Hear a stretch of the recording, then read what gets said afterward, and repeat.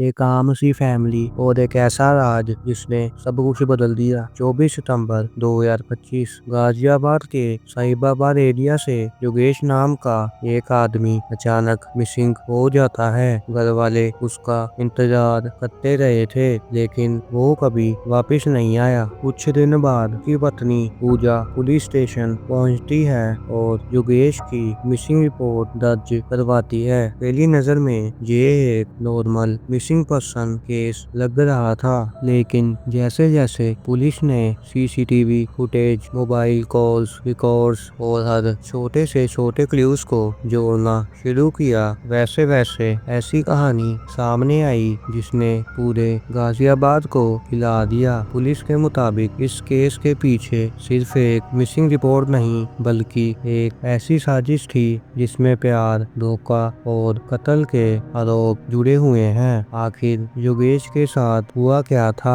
Police ने इस mystery को कैसे सोल्व किया और कैसे एक मिसिंग कंप्लेंट धीरे धीरे मर्डर इन्वेस्टिगेशन में बदल गई, चलिए जानते हैं।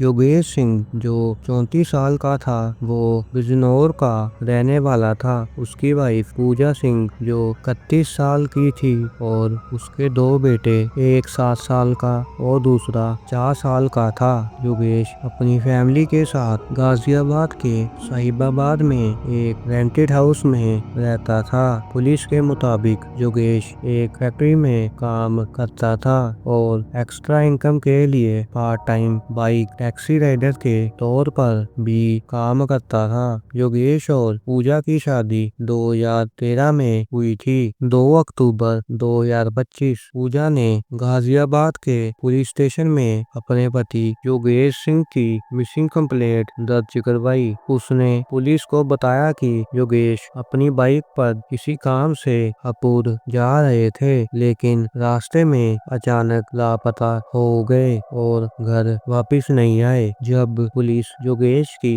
लोकेशन ट्रेस कर रही थी तब उसके भाई ने इन्वेस्टिगेटर से मिलकर शक जाहिर किया कि योगेश के गायब होने के पीछे पूजा का हाथ हो सकता है। पुलिस के मुताबिक योगेश के मोबाइल फोन की आखिरी एक्टिव लोकेशन उत्तर प्रदेश के हपूर सिटी में मिली थी। जब पुलिस ने योगेश की फोटोज हपूर पुलिस के साथ शेयर की तो शुरुआत में कोई सुराग नहीं मिला, लेकिन जांच के दौरान पता चला कि फिलखुआ के जंगल के पास एक बाइक मिली है। इसके बाद 7 अक्टूबर 2025 को कई पुलिस टीम्स ने जंगल में सर्च ऑपरेशन चलाया, जहां योगेश के स्केलेटल रिमेन्स और उनके कपड़े अलग अलग जगहों पर बिखरे हुए मिले। पुलिस को शक है कि योगेश की बॉडी को जंगली जानवरों ने नोच डाला होगा, जिस वजह से उनकी बॉडी के हिस्से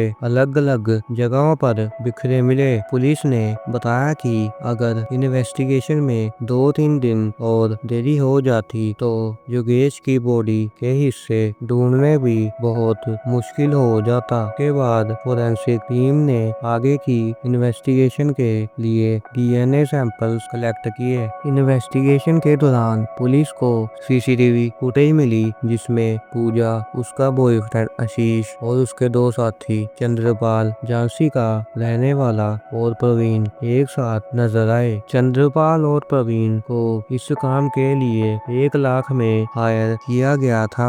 पूछताछ के बाद पुलिस को पता चला कि ये लोग पिछले 2-3 महीनों से योगेश के मर्डर की प्लानिंग कर रहे थे। पुलिस के मुताबिक 2022 में आशीष, जो असल में बुलंदशहर का रहने वाला है, और पूजा की मुलाकात एक म्यूचुअल फ्रेंड के जरिए हुई थी। पूजा की पहले सुखदेव से सोशल मीडिया के जरिए दोस्ती हुई थी, जो बाद में रिलेशनशिप में बदल गई, लेकिन कुछ ही दिनों बाद दोनों के बीच झगड़ा हो गया और उनका ब्रेकअप हो गया। इसके बाद सुखदेव ने सुलह करवाने के लिए पूजा का नंबर अपने दोस्त आशीष को दिया, लेकिन इसी दौरान आशीष आशीष और पूजा एक दूसरे के करीब आ गए। योगेश को पूजा और आशीष के रिलेशनशिप के बारे में पता चल चुका था और वो इस रिश्ते के खिलाफ था। इसी बीच पूजा योगेश से डिवोर्स चाहती थी, लेकिन योगेश ने इससे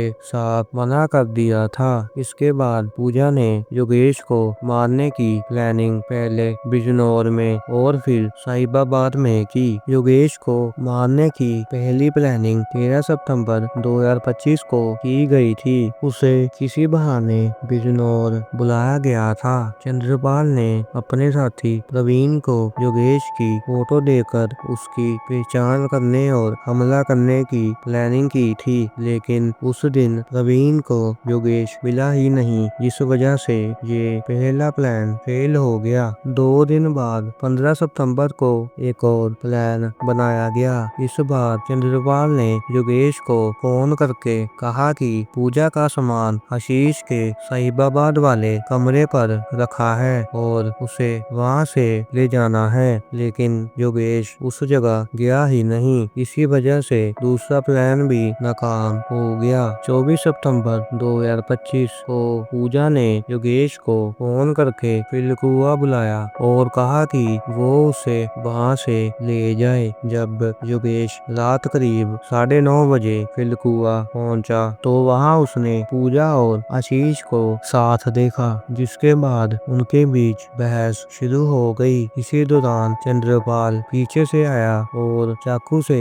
योगेश पर हमला कर दिया। पुलिस का कहना है कि योगेश बचने के लिए जंगल की तरफ भागा, लेकिन पूजा, आशीष और चंद्रपाल ने उसका पीछा किया और उसकी वहां ही डेथ हो गई। इसके बाद आरोपी उसकी बॉडी को जंगल में छोड़कर वापस घर लौट आए। पुलिस के अकॉर्डिंग आशीष मर्डर से करीब 1 महीने पहले योगेश के घर के पास शिफ्ट हो गया था, ताकि उसकी हर एक्टिविटी पर नजर रख सके और प्लानिंग कर सके। पूछताछ के दौरान पूजा ने पुलिस को बताया कि वो आशीष के साथ रहना चाहती थी और कई बार डिवोर्स मांग चुकी थी, लेकिन योगेश इसके लिए तैयार नहीं था। 11 अक्टूबर 2025 पुलिस ने पूजा और आशीष को ग्रेटर नोएडा वेस्ट के किसान चौक के पास गिरफ्तार कर लिया था। चंद्रपाल और प्रवीण की भी तलाश शुरू की गई थी। इस केस में पूजा और आशीष को